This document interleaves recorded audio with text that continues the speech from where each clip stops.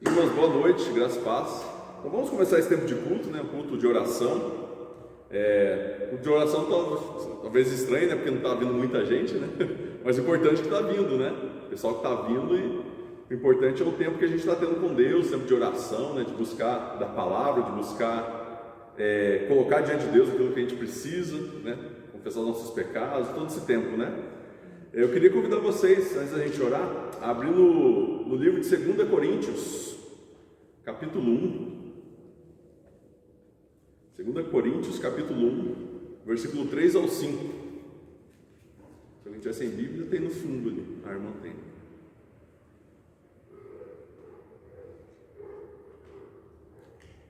Segunda Coríntios, capítulo 1, versículo 3 ao 5. Diz assim: Bendito seja o Deus e Pai de nosso Senhor Jesus Cristo, o Pai de misericórdias e Deus de toda consolação. É Ele que nos conforta em toda a nossa tribulação, para podermos consolar os que estiverem em qualquer angústia, com a consolação com que nós mesmos somos contemplados por Deus. Esse texto ele fala nosso Deus como um Deus misericordioso, né? E eu acho que todos nós aqui temos motivos, né? Vários motivos para a gente crer nisso, porque a gente vê a misericórdia de Deus recaindo sobre a nossa vida todos os dias, né? Só pelo fato de estarmos aqui nesse tempo de culto, já é uma demonstração dessa. Quando a gente olha para o nosso dia que se passou, a gente vê vários motivos, né? Que a gente percebe claramente essas misericórdias. Ele fala que o Pai de misericórdias e Deus de toda consolação. Quantas vezes a gente não precisa ser consolados durante o dia, né? Durante a nossa vida, né? Às vezes coisas que acontecem, que nos entristecem, que nos decepcionam, que nos frustram. E talvez a gente olhe para o lado e muitas vezes não vê ninguém. Porém nós temos um Deus que está sempre pronto a ouvir a nossa súplica. Um Deus que está sempre pronto a nos consolar nesses momentos tão difíceis. Então nós temos um Deus misericordioso e consolador. No versículo 4 diz: é Ele que nos conforta em toda a nossa tribulação. Ou seja, tribulação é o que mais a gente tem, né? A gente tem passado por uma grande tribulação, né? O mundo, porém cada um tem um tipo de tribulação diferente no seu dia a dia, no seu lar, ou no trabalho, ou no casamento, qualquer coisa. A gente, infelizmente, enquanto a gente estiver na terra, a gente vai passar por tribulações, né? Vejo sempre um voo, né? Não sei quem já andou de avião, mas o avião, por mais tranquilo que seja o trajeto, sempre tem uma tribulação, tem uma turbulência, uma tribulaçãozinha. E isso acontece na vida de todos, né? Às vezes grande, às vezes um pouco menor, mas sempre teremos. Porém, o que nos consola é que temos um Deus que nos conforta e nos ajuda a enfrentar tudo isso. Só que aqui nós vemos um desafio também, né? Ele diz assim: é Ele que nos conforta em toda a nossa tribulação, para podermos consolar os que estiverem em qualquer angústia. Ou seja, Deus nos consola, né? Deus nos conforta, Deus derrama misericórdia sobre a nossa vida, mas nós precisamos também estar atentos ao nosso redor, porque também tem pessoas que vão precisar de consolo, e nós também podemos ser instrumentos de Deus para levar esse consolo, essa esperança, esse conforto aos corações. Então que a gente possa estar atento, né? E isso não é longe de casa, às vezes é dentro da nossa própria casa, né? A gente precisa confortar pessoas dentro do nosso próprio lar. A gente conhece as dificuldades que a gente passa, e a gente tem que estar com esse coração, a mesma consolação, a mesma misericórdia, o mesmo conforto que Deus nos dá. Nós precisamos estar dispostos a entregar isso também àqueles que estão angustiados ou passando por tribulações até muito piores que a nossa, né? Às vezes a gente sempre tem o costume de olhar para a nossa dificuldade, os nossos problemas, como se fossem os maiores do mundo, né? Porém, se a gente olhar às vezes nem muito longe da gente, a gente vai ver que tem pessoas que estão passando por coisas bem piores, né? Eu lembro da semana passada, eu estava assistindo um jornal, e acho que foi Curitiba, tinha um pessoal fazendo trabalho com moradores de rua, né? Tentando recolher esse pessoal para levar uma casa de abrigo, por causa do frio, né? Que o frio estava vindo com tudo. Porém, alguns queriam, outros não. E aí, no outro dia, o pessoal voltou lá, uns foram para o abrigo, outros ficaram, e acho que tinham 60 moradores, dos 60, 2 estavam mortos. Então, olha só. Quanta dificuldade, né? O pessoal morando na rua enfrentou aquele frio que a gente estava dentro de casa, né? Confortável. Só que talvez você fale: pastor, mas eu tenho outros problemas. Exatamente, cada um tem um tipo de problema e um tipo de tribulação. Mas nosso Deus é o mesmo, que está com cada uma daquelas pessoas e está conosco também, em todos os momentos. E é por isso que eu te convido nesse momento a orar e agradecer a Deus. Agradecer por todos os momentos que Ele tem te consolado, que Ele tem trazido conforto, que Ele tem te ajudado no meio desses problemas, dessas dificuldades. Agradeça pelas misericórdias dele sobre a sua vida. Agradeça pela sua vida, pela vida da sua família, pela vida dos filhos, do esposo, pela vida dos pais, pelo nosso lar, pelo alimento, que a gente às vezes não agradece, o alimento de cada dia. Vamos agradecer. Tem um tempo agora de gratidão a Deus, por quem Ele é e por tudo aquilo que Ele tem feito pela nossa vida.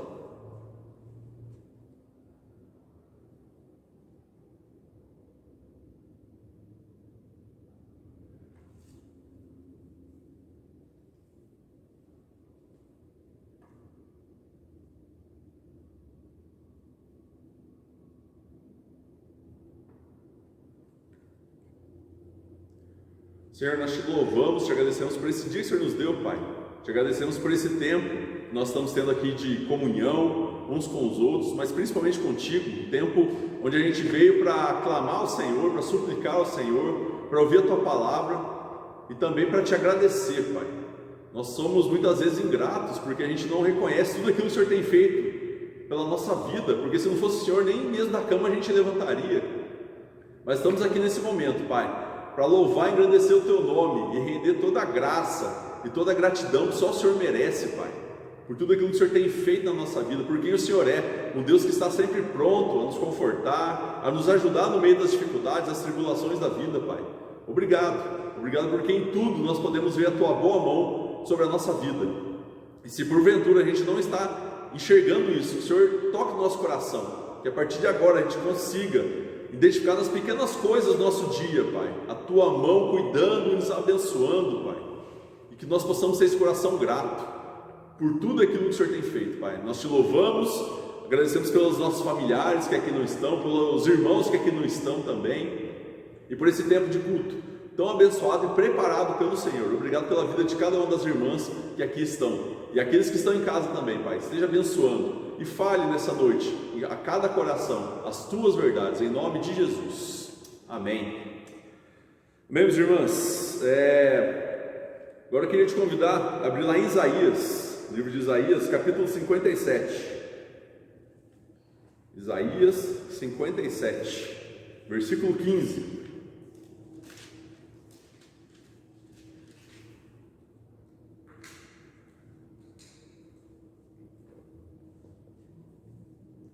Isaías 57, versículo 15.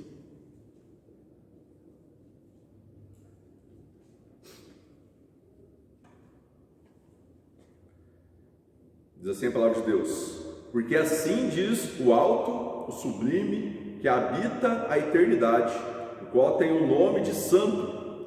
Habito no alto e santo lugar, mas habito também com o contrito e abatido de espírito, para vivificar o espírito dos abatidos e vivificar o coração dos contritos. Esse texto aqui ele diz, ele mostra para a gente a grandeza do nosso Deus, um Deus alto, sublime, que está na eternidade, porém também está conosco, um Deus que está nos ouvindo, que ouve nossa súplica, que conhece o nosso coração, que conhece tudo aquilo que a gente fala, tudo aquilo que a gente faz, tudo aquilo que a gente olha, tudo aquilo que a gente pensa. Então Ele conhece o nosso coração, e Ele também sabe que nós somos falhos e pecadores. Talvez em outros lugares, tem muita gente falando, não trata de pecado, mas o pecado ele deve ser tratado todos os dias. A gente não pode viver atropelando a nossa vida de pecado, deixando para trás como se nada tivesse acontecendo. A gente precisa parar muitas vezes, fazer uma reflexão, olhar para a nossa vida, para as nossas atitudes, para aquilo que a gente tem falado, olhado e refletido, e tentando enxergar aquilo que a gente tem feito, que a gente sabe que é pecado. Acho que muito difícil a pessoa que faz algo que não sabe que é pecado ultimamente. Todos sabem, todos têm de alguma forma contato com a palavra de Deus, ou ouve alguma coisa que consegue identificar nele que ele está fazendo algo errado. E até mesmo, talvez quando você não perceba, o Espírito Santo que habita no nosso coração, ele nos alerta. A gente sente e fala: nossa, mas eu estou fazendo isso, eu estou falando isso, mas não está certo. Então, hoje mesmo, nesse dia, nessa quarta-feira, se a gente pegar lá das 7 da manhã, talvez, o horário que você acordou até agora, comece a pensar o tanto de coisa que você fez, você sabe que é pecado. Igual eu falei, não só fez, você pensou, às vezes você pensou. O pecado é muito fácil de ser praticado por nós. Por quê? A gente pode pecar de várias formas. Porém, nós temos um Deus grandioso, santo, misericordioso, que está pronto a nos perdoar. Ele perdoa aquele que tem o coração contrito, ou seja, aquele que se arrepende. O perdão vem para aquele que se arrepende do que fez. E se arrepender é isso, é você enxergar aquilo que você fez de errado, pedir perdão para Deus e não voltar a fazer mais, ou pelo menos se esforçar para não fazer novamente, né? A gente sabe que a carne é fraca, porém o Espírito que habita em nós é poderoso e Ele pode nos ajudar. Então eu queria nesse momento te convidar a entregar a Deus, a confessar os seus pecados a Ele, pedindo perdão e também pedindo ajuda para que Ele te ajude a não voltar a cair nesse mesmo pecado que às vezes você tem cometido já há um bom tempo. Você cometeu hoje, você cometeu ontem. Se lembra da última vez que você pediu perdão? Talvez foi no domingo aqui no culto, ou às vezes foi até antes. Se lembra de lá até aqui, o que você fez? Você sabe que é pecado. Dê nome aos pecados, confesse a Deus e peça perdão.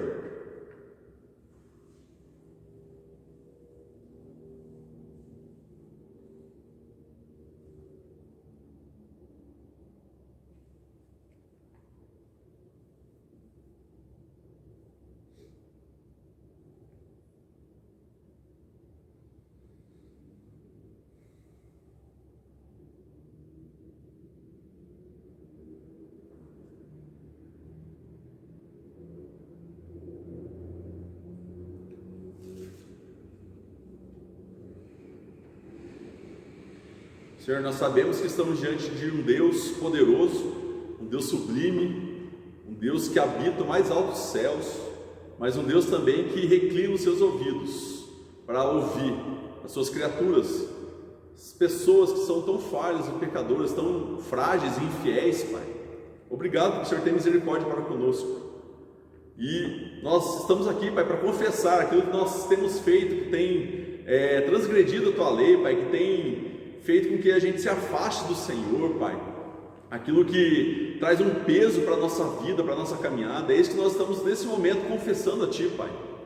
Que o Senhor possa trazer a memória de cada um dos meus irmãos, aquilo que eles fizeram, talvez eles nem perceberam que foi pecado. Que o Senhor possa trazer a memória nesse momento. Que cada um possa confessar a Ti, Pai, e pedir perdão, sabendo que o Senhor é um Deus rico em misericórdia, um Deus pronto a nos perdoar. Nos limpe, nos purifique, Pai, em nome de Jesus, e nos ajude a mudar o destino da nossa vida, nos ajude a mudar o caminho que nós temos caminhado, Pai, que muitas vezes tem sido um caminho totalmente distante do Senhor, um caminho que tem feito e tem trilhado a nossa vontade, não a Tua. Nos ajude, nós precisamos do Senhor, Pai, precisamos do Teu perdão para continuar vivendo. Não nos deixe, Pai, empurrar os nossos pecados, as nossas práticas para debaixo do tapete. Nos ajude a consertar no momento que a gente peque, Pai. E nos ajude, é lógico, a não pecar, a ver uma vida cada vez mais santa, que agrade ao Senhor, que faça bem para nós, faça bem para todos aqueles que estão ao nosso redor, Pai. E certos do perdão que vem do Senhor, eu Te agradeço nesse momento, Pai. Te agradeço porque o Senhor nos ama e o Senhor sempre nos dá uma nova oportunidade. E é por isso que nós estamos aqui para Te louvar, para engrandecer o Teu nome. Muito obrigado pelo perdão dos nossos pecados. Muito obrigado por o Senhor ter nos limpado nessa noite. E agora recebe, Pai, todo o nosso louvor, a nossa adoração em forma de cânticos, em forma de oração, através da nossa própria vida, Pai. Receba o nosso louvor e a nossa adoração. Chegue a Ti como um aroma suave e agrade ao Senhor, Pai. Em nome de Jesus. Amém. Meus irmãos, vamos louvar nosso Deus através de cânticos. Queria te convidar a ficar em pé nesse momento, para a gente cantar 2 cânticos. Chama a Anne para me ajudar.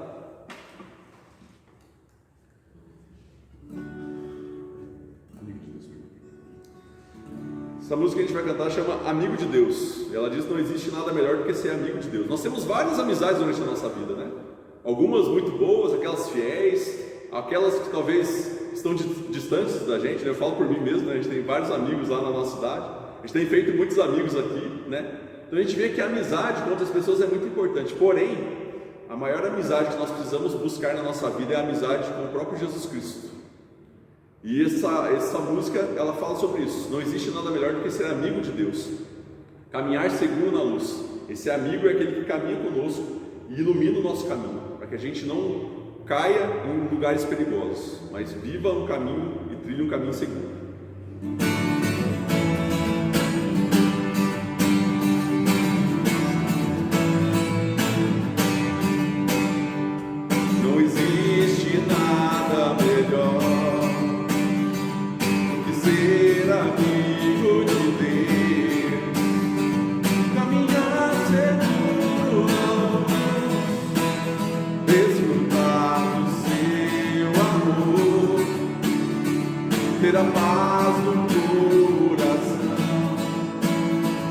viver sempre em comunhão e assim perceber a grandeza e o poder de Jesus, meu bom pastor.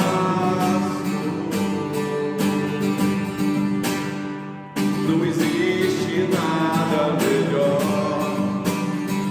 do que ser amigo de Deus, caminhar seguro na luz, desfrutar do seu amor, ter a paz no coração, viver sempre em comunhão e assim perceber a grandeza e o poder de Jesus, meu bom pastor, de Jesus, meu bom pastor, de Jesus, meu bom pastor. Amém. Pai, obrigado porque contigo nós estamos seguros. Obrigado porque mesmo em meio às dificuldades da nossa vida, do nosso caminhar, nós temos um Deus presente que está nos guiando, está iluminando o nosso caminho, Pai. O Deus que nos perdoa, o Deus que nos ajuda e nos conforta nos momentos difíceis, Pai. Nós te louvamos por isso. Muito obrigado, Pai. E da mesma forma, nós somos considerados, em vários momentos da Bíblia, nós lemos que nós somos considerados como vaso de barro. E o vaso, para ele ter aquele formato, ele precisa passar pela mão de um oleiro, ou seja, alguém que molde aquele vaso. E a Bíblia coloca esse vaso de barro como sendo nós. Nós somos pessoas que precisam ser moldadas por Deus. Nós somos criados por Ele e durante a nossa vida nós passamos por esse molde, né? Durante a nossa vida nós precisamos muitas vezes ser transformados por Ele. É Ele que nos corrige, é Ele que nos ajuda a sermos pessoas melhores, a cristãos melhores. Então vamos cantar essa música, talvez com a intenção de querer essa mudança na nossa vida. Nós sabemos que nós precisamos mudar em várias coisas. Às vezes a gente prefere apontar o dedo, né, e identificar sem problemas nos outros, mas o que a gente precisa fazer como discípulos de Jesus é olhar sempre o nosso coração primeiramente e ver o que a gente precisa mudar. E essa música diz: eu quero ser, Senhor amado, como um vaso nas mãos do oleiro, quebra a minha vida e faça de novo. Eu quero ser um vaso novo. E Ele pode fazer isso na nossa vida, quebrar tudo aquilo que não presta na nossa vida e nos transformar em vasos novos, na mão dEle. Eu quero ser, Senhor amado, como um vaso nas mãos do oleiro, quebra minha vida e faça de novo. Eu quero ser, eu quero ser um vaso. Eu quero ser, Senhor amado, como um vaso nas mãos do oleiro, quebra minha vida e faça de novo. Eu quero ser, eu quero ser um vaso novo,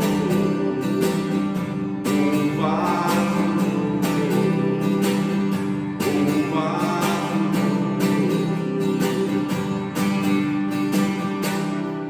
Senhor, nós estamos aqui dispostos a sermos moldados e transformados pelo Senhor, Pai. Se for preciso quebrar algo na nossa vida, o Senhor faça isso, Pai.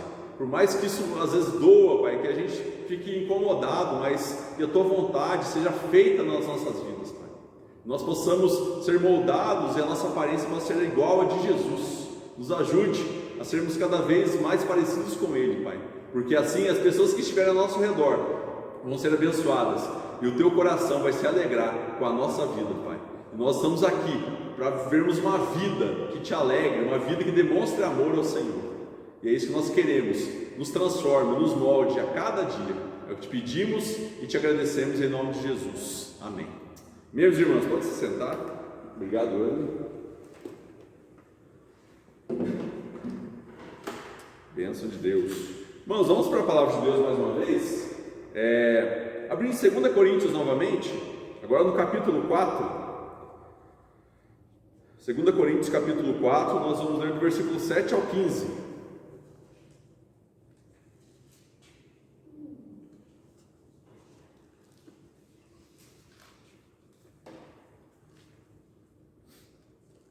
Segunda Coríntios capítulo 4, versículo 7 ao 15.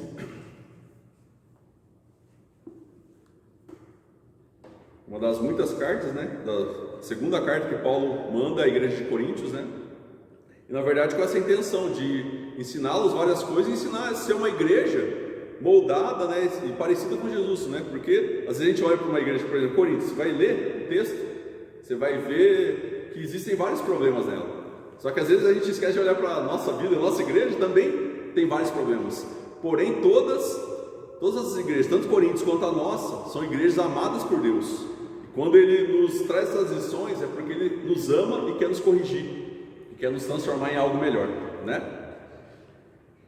Então diz assim o texto: temos, porém, este tesouro em vasos de barro, para que a excelência do poder seja de Deus e não de nós.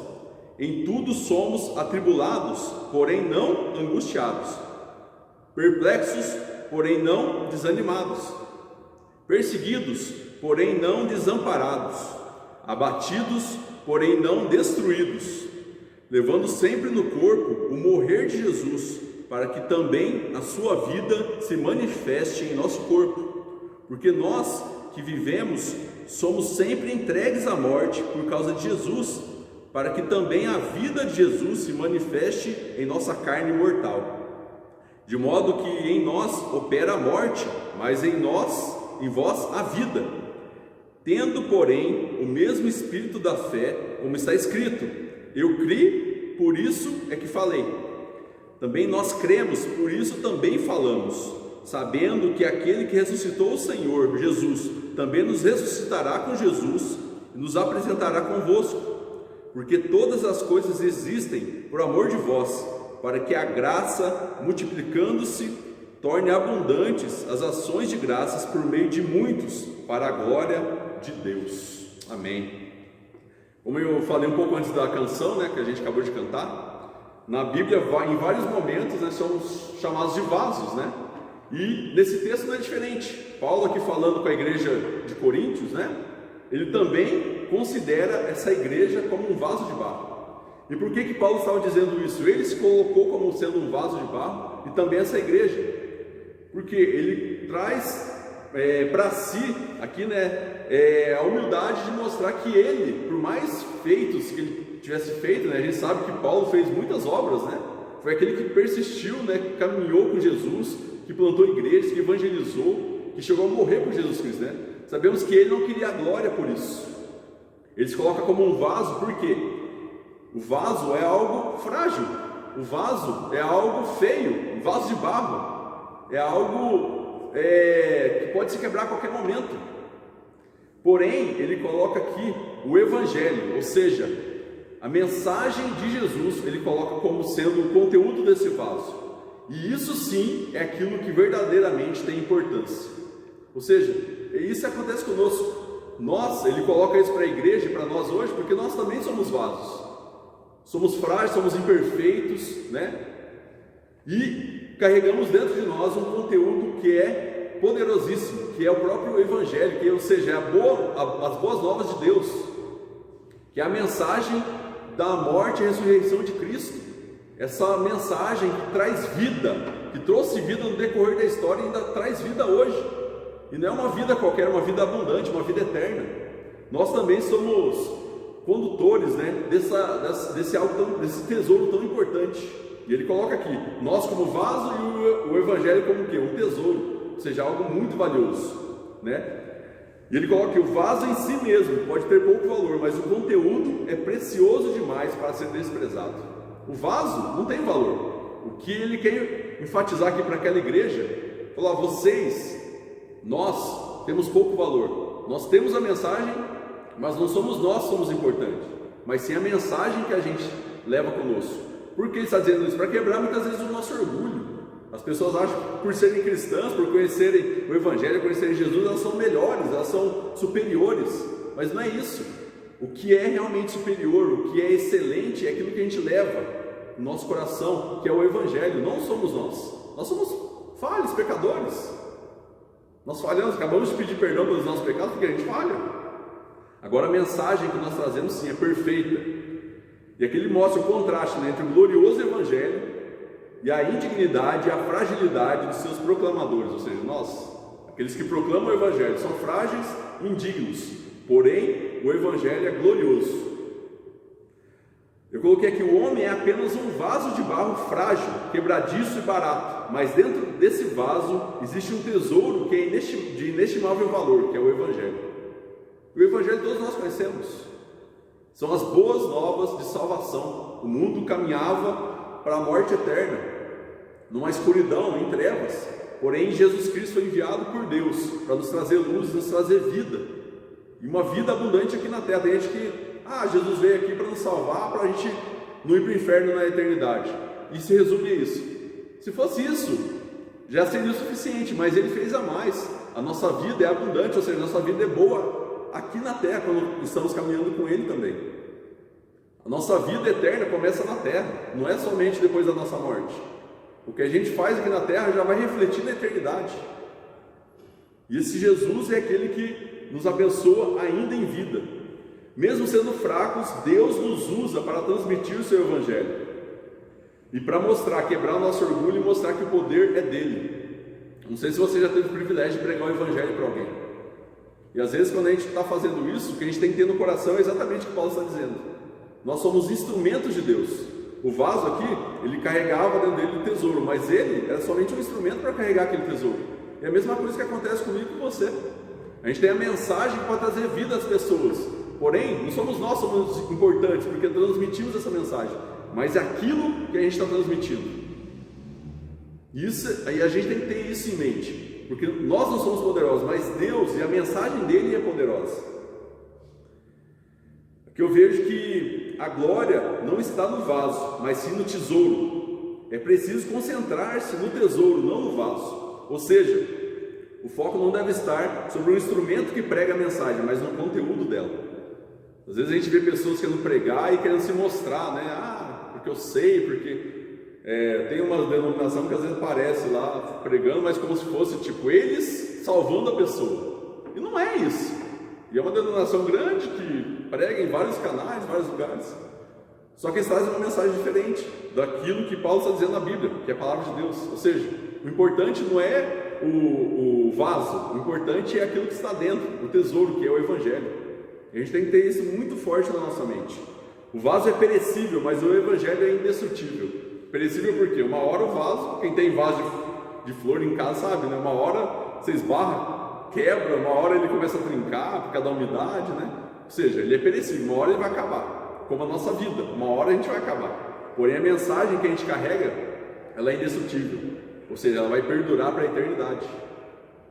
O vaso é frágil, mas o Evangelho é poderoso. O vaso não tem beleza em si, mas o Evangelho traz a beleza de Deus na face de Jesus Cristo. E o vaso se quebra e precisa ser substituído, mas o Evangelho é eterno e jamais pode ser mudado. Ou seja, o vaso, ou seja, o mensageiro, ele pode quebrar, ou seja, no nosso caso aqui é a morte, né? Como vaso, o que quebra a gente é o que? É a morte. Só que ele pode ser substituído, ou seja, a mensagem, o Evangelho vai poder continuar sendo proclamado. Se eu morrer, vai ter alguém aqui para pregar. Se você falecer, vai ter alguém que vai continuar a pregação, aquela pessoa que você tem levado a palavra de Deus, pode ter certeza. Porque nós quebramos e morremos, agora a palavra de Deus ela é eterna, ela vai perdurar, e ela não muda, é a mesma mensagem. Essa verdade é a mesma que foi pregada há milhares de anos, e é a que nos traz vida, e que nos está sendo dita hoje. por isso que ela percorre os séculos, né? Então, o que a gente vê nesse texto é o poder do Evangelho diante da fraqueza humana. O Evangelho sim é poderoso, porém nós somos o quê? Fracos, como um vaso de barro. E graças ao poder do Evangelho é que podemos em tudo ser atribulados, porém não angustiados. Graças a esse Evangelho que está dentro de nós, nós podemos ser atribulados, como está aqui no versículo 9, no versículo 8, né? Diz assim: em tudo somos atribulados, porém não angustiados. Por quê? Em tudo nós podemos ser atribulados. A tribulação é algo externo, ou seja, aquilo que está ao nosso redor. São aquilo que acontece conosco todos os dias, que a gente acabou de falar no começo do culto. São os problemas, são as decepções, são as frustrações, né? São as doenças, é a falta de dinheiro, são as brigas, são as tribulações que estão ao nosso redor. E o texto diz aqui, ó, a gente pode ser atribulado, ou seja, todos vão passar por isso, porém não, como diz aí, porém não angustiados. E a angústia é o quê? A tribulação é algo externo, é algo fora da gente. A angústia é algo dentro do nosso coração. O que ele quer dizer aqui, ó? Por mais que aconteça coisas ao seu redor, você que tem o Evangelho dentro de você, você que carrega esse tesouro, você não vai ser angustiado, você não vai passar por angústia, ou seja, você não vai desistir. Por mais que as coisas estejam terríveis, caindo, o mundo esteja desabando ao seu redor, quando o Evangelho está dentro do seu coração, você não vai ser angustiado, ou seja, você não vai ser afetado, a sua alma não vai ser afetada, a sua fé não vai ser afetada. O Evangelho é poderoso, meus irmãos. Essa mensagem ela é poderosa, ela muda vidas e pode mudar a minha e a sua vida também. E nós vemos que ele continua, e nós vemos que graças ao poder do Evangelho é que podemos estar perplexos, porém não desanimados. Ainda no versículo 8, né, ele diz: perplexos, porém não desanimados. O que é a pessoa perplexa? É aquela pessoa que vê algo e fica sem reação. Talvez já aconteceu isso com você. Aquilo que você viu, fala, nossa, você fica até sem reação, você não sabe o que falar, né? Você fica com medo, você fica indeciso, você fica com dúvidas. Isso é o perplexo, a pessoa que fica perplexa. Só que ele está dizendo que a gente pode, sim, enfrentar esses momentos assim. A gente pode ficar perplexo, porém nós vemos aqui que não desanimados. Ou seja, quando às vezes a gente vê algo que nos deixa sem reação, a gente acha que a gente nunca mais vai conseguir caminhar, a gente vai ficar paralisado. Mas é isso que ele está dizendo, porém não desanimados. Quando a gente tem o Evangelho em nós, por mais que enfrentamos umas situações tão difíceis que nos deixam com medo, com dúvida, a gente não vai desanimar, ou seja, a gente vai ter força para continuar caminhando, para enfrentar aquele problema e continuar na caminhada. Mas por que isso acontece? Não é pelo poder que você tem, mas pelo poder do Evangelho. É isso que ele está querendo dizer para nós, o poder que esse Evangelho tem sobre a nossa vida. Nós que carregamos esse Evangelho. Nós vemos mais uma coisa: graças ao poder do Evangelho é que podemos até ser perseguidos, porém não desamparados. E aqui quem estava falando foi alguém que foi muito perseguido, né? Paulo, nós sabemos que ele passou de perseguidor de cristãos a ser um perseguido, né? Ou seja, antes ele perseguia aqueles que pregavam o Evangelho. Depois da sua conversão, ele passou a ser o quê? O perseguido, ou seja, aqueles que eram seus amigos, né, seus parceiros antigamente, agora estavam perseguindo ele. Por quê? E agora ele tinha um coração transformado por Jesus, e ele pregava isso, ele falava, ele comunicava esse tesouro que estava dentro dele. Então ele passou a ser perseguido.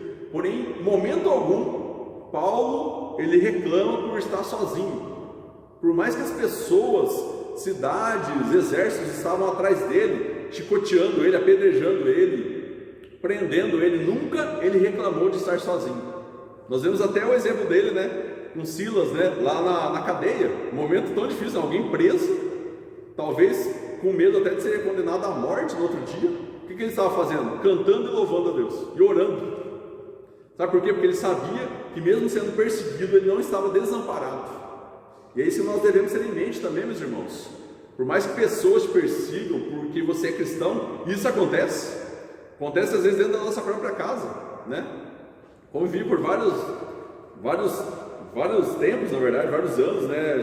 Eu, minha mãe, meus irmãos éramos convertidos e íamos para a igreja, porém tinha pessoas dentro da nossa família que não gostavam que a gente fosse para a igreja. E talvez isso aconteça com você. Às vezes a gente acha que a perseguição é somente aquela que acontece lá no Irã, no Iraque, né? Afeganistão, no Oriente Médio, né? Que vão lá, prendem os cristãos, matam, mas a perseguição às vezes acontece dentro da nossa própria casa, às vezes acontece lá com seus amigos. No momento que você começa a viver com Jesus, parece que as pessoas encontram, né? Parece que as perseguições começam. Nós vivemos num país, né, o Brasil, um país livre, a gente pode pregar o Evangelho, a gente pode professar a nossa fé, isso não vai nos levar à cadeia nem à morte. Porém, nós somos perseguidos de outras formas, né? Através de alguns bloqueios, né, para a igreja. Por exemplo, tem pessoas falando, mas por que shopping pode entrar criança, né, e na igreja não?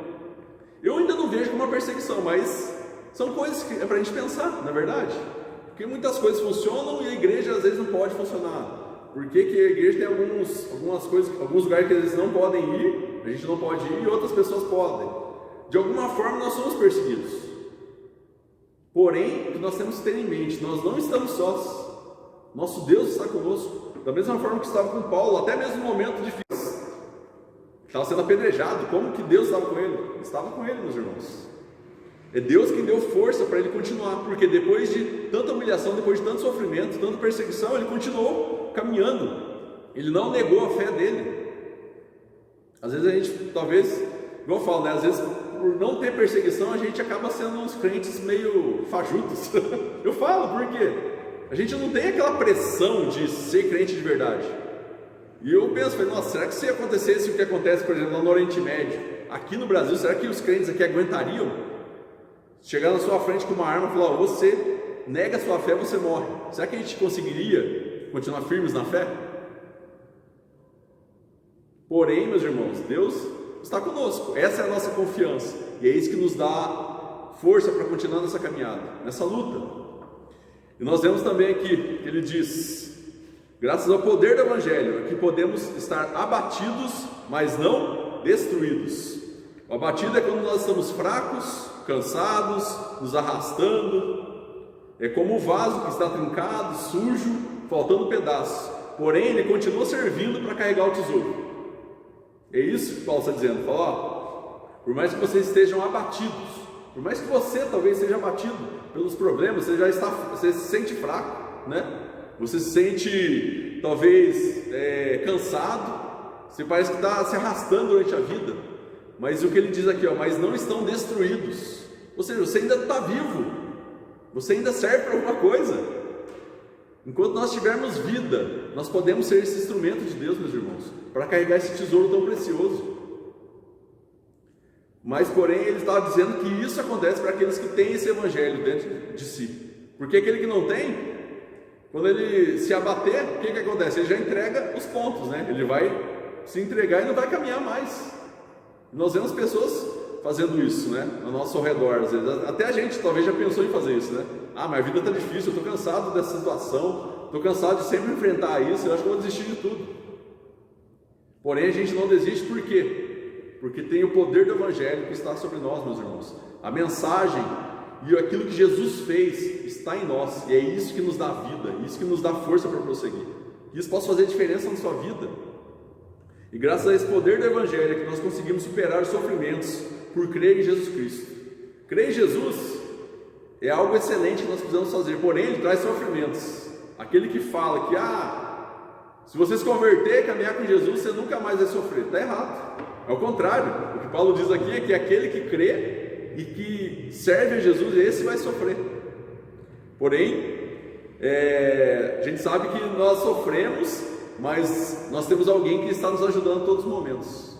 Ou seja, aqui diz, né, no texto, que no versículo 11, porque nós que vivemos, somos sempre entregues à morte por causa de Jesus, para que também a vida de Jesus se manifeste em nossa carne mortal.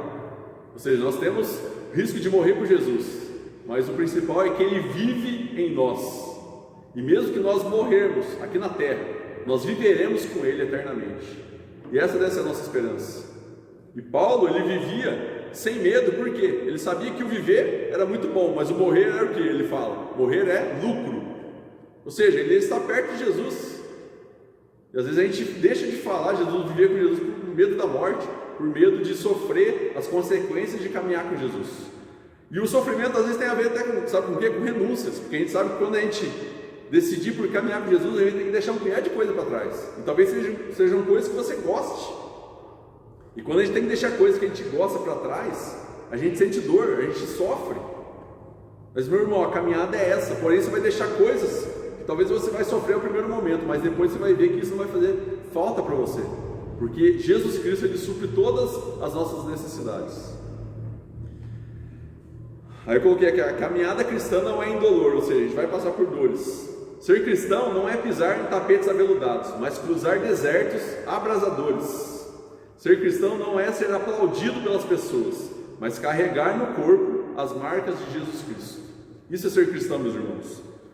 Porém, nós temos aqui um Deus que é cheio de graça, de misericórdia, que nos ajuda nessa caminhada.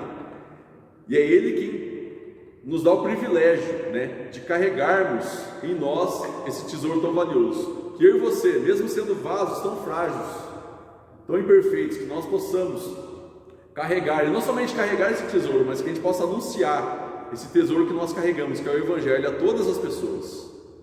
E que as pessoas vejam não o poder em nós, mas que eles vejam o poder do próprio Deus agindo na vida deles. Uma coisa que uma vez eu aprendi no seminário: a gente tem que tomar cuidado para não fazer discípulos para nós. Nós temos que fazer discípulos para quem? Para Jesus. Quando a gente pregar, as pessoas não têm que ver em nós: nossa, como ele é uma boa pessoa, como ele é perfeito, como ele é santo. As pessoas têm que olhar para nós e ver o Jesus Cristo, que é perfeito e santo, e que pode mudar a vida deles. Esse é o tesouro que nós carregamos. E que eu e você possamos agradecer a Deus por sermos esses vasos tão imperfeitos, mas usados por Ele para levar essa mensagem para a nossa família, para o nosso bairro, para o nosso trabalho e para o mundo inteiro. Que Ele nos abençoe e continue nos usando, e que o poder e a glória seja toda para Ele. Amém, meus irmãos? Vamos orar? Te convido a agradecer agora por você ser um vaso, e mesmo assim Deus te dá essa honra de carregar em você o Evangelho e te proporcionar essa possibilidade de pregar, de falar desse Evangelho que você crê. O texto diz: eu criei, por isso é que falei.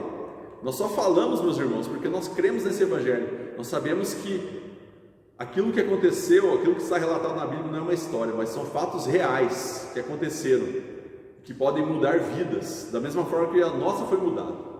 Agradeça porque você conhece Jesus, agradeça porque você pode ser usado por Ele para levar essas boas novas a todos aqueles que precisam ouvir essas mensagens.